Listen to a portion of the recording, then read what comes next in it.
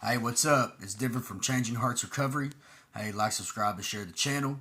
Get at us on Instagram, X, TikTok. We're also on Rumble, on Facebook. Our email, changeyourheartsrecovery@gmail.com. Alright, so next week we're going to be talking about what is the flesh.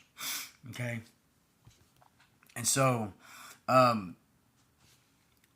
Jesus in Matthew 15:19 says that out of the heart flows evil thoughts, adultery, murder, and all of these other things. And so I believe that the flesh is the heart, right? Because Jeremiah says the heart is deceitful.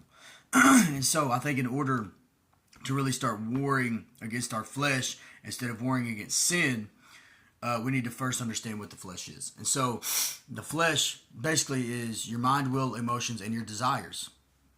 James says that we are enticed by our evil desires, right? And so that we're not tempted by God, but we're tempted by, basically what's in our heart.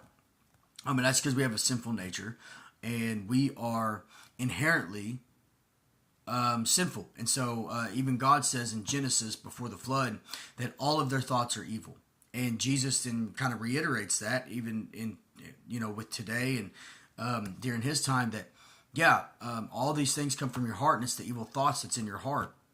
And he even said this again earlier in Matthew, where why do you think evil in your hearts? And so we need to understand that the heart is where our flesh is at. And so we need to start warring against that thing, right? Like bringing our minds, bringing our thoughts into subjection to Jesus, right? Like bringing them into the obedience of Christ. And then not giving in to those desires, you know what I mean? And asking Jesus for strength and kind of setting our mind on the heavenly things and start to set our mind on Jesus, on the Word of God, and on prayer.